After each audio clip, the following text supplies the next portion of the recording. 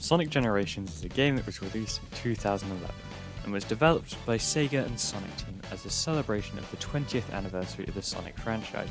It released on the 1st of November 2011 and has received positive reviews from publications and fans alike.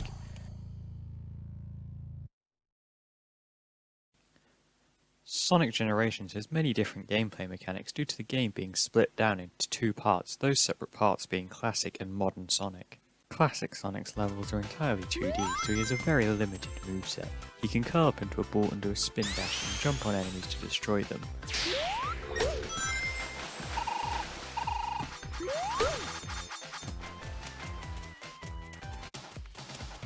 During Classic Sonic's levels, you can encounter different power-ups, such as Invincibility, which stops Sonic from taking damage for a brief period of time. A skateboard that lets Sonic gain momentum and travel forwards as well as take an extra hit. And the different elemental shields, Flame, Aqua and Thunder. The Flame Shield allows you to dash in midair. This helps you build up speed quickly and avoid pits and other hazards. The Thunder Shield, which allows players to double jump and reach high up areas.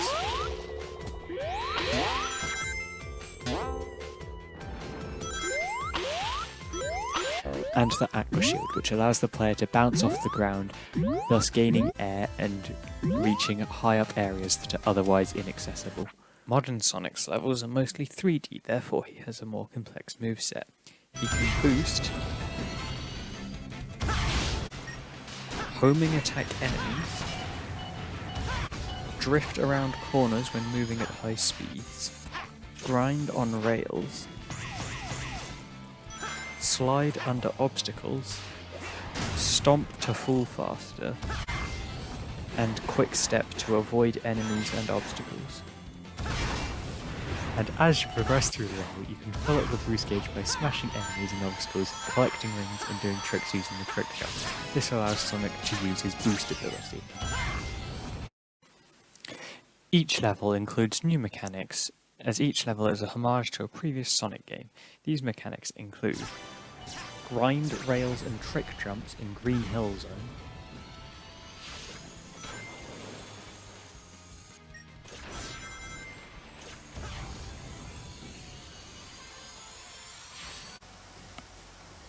water which Sonic can drown in Chemical Plant Zone, bars Sonic can hang from in Sky Sanctuary, the light speed dash in Speed Highway, the board in City Escape,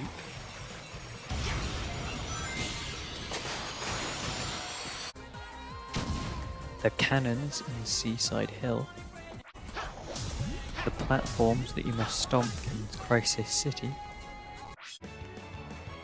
the swinging axes in Rooftop Run, and the wisps on Planet Wisp. This classic Sonic gets the Spike Wisp, which allows you to cling to walls when doing a spin dash, thus allowing classic Sonic to progress with the level. Whilst modern Sonic gets the Rocket Wisp, which allows him to take to the sky and progress through the levels by breaking the ceilings.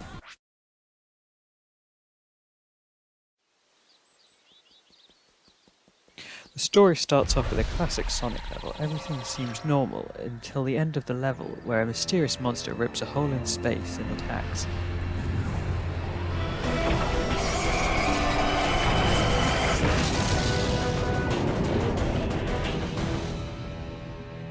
It then cuts to modern Sonic having a birthday party with his friends until the same mysterious monster attacks and kidnaps all of Sonic's friends.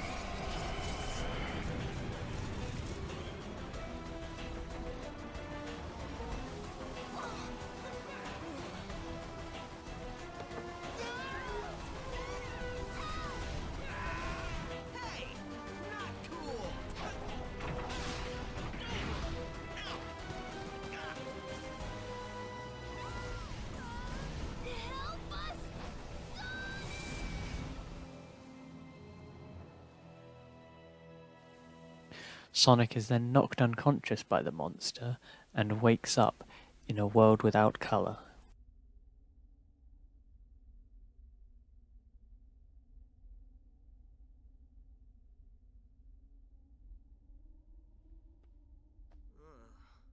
Where am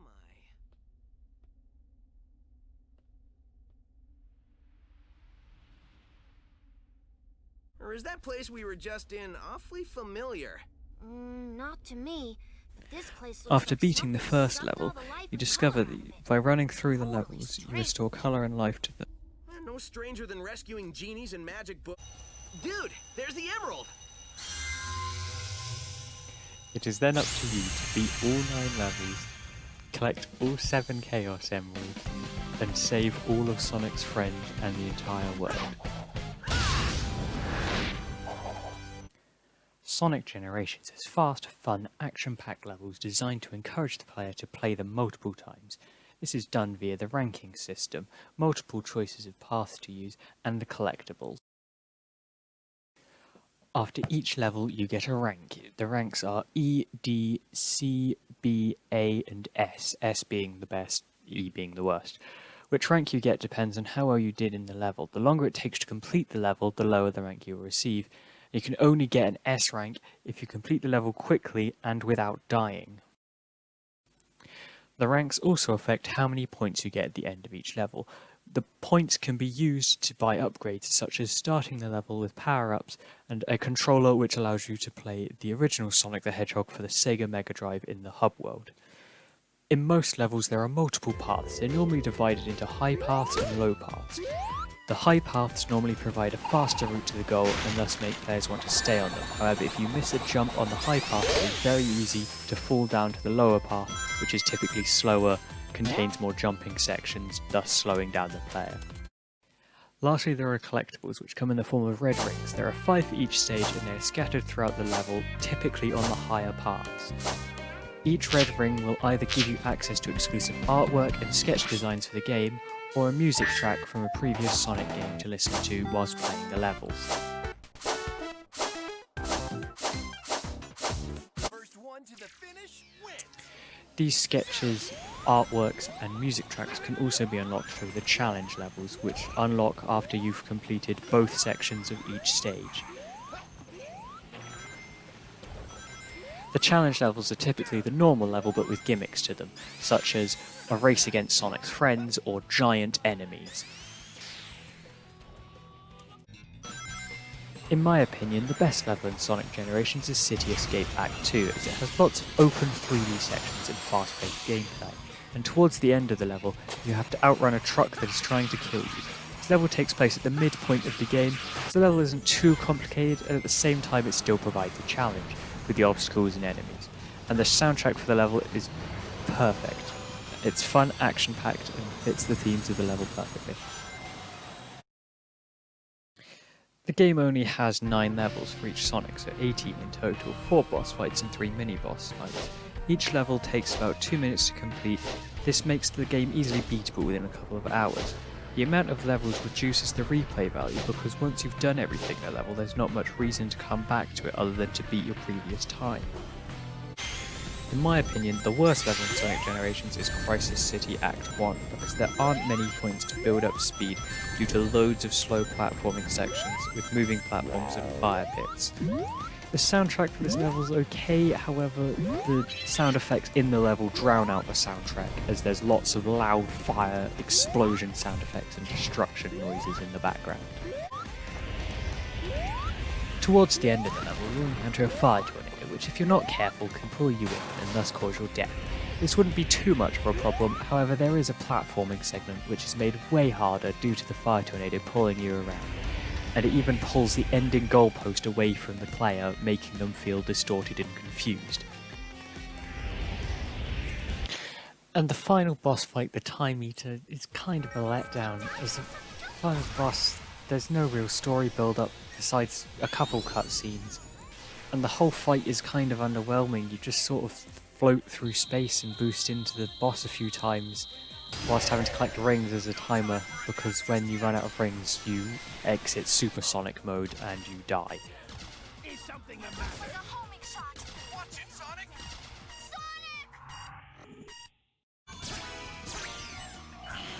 There aren't really any major game-breaking bugs, however there are a couple of points in the game where you can trigger a sequence break in the game's code by jumping over loading zones, which will cause all the textures for the geometry to disappear, and thus everything is invisible until you hit the next checkpoint when it loads it all back in again.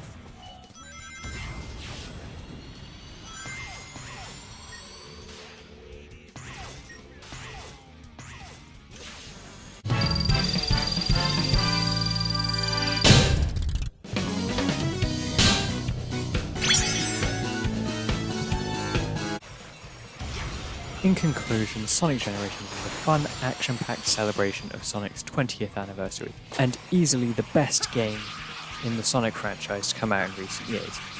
It's easy to pick up and just play for a couple of hours. It has something for all fans of the Sonic franchise.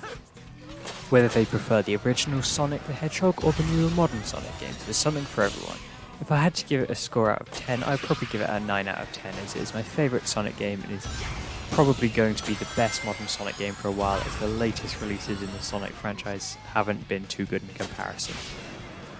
I would highly recommend you play this game because it's easy to learn, fun to play, and you don't need to understand the franchise's history to get a basic understanding of the game. Thus, it's open to everyone to play. And with all said and done, that's my review of Sonic Generations. It's a great game that's fun and action-packed, but not people play it, and I think it deserves more attention than it gets.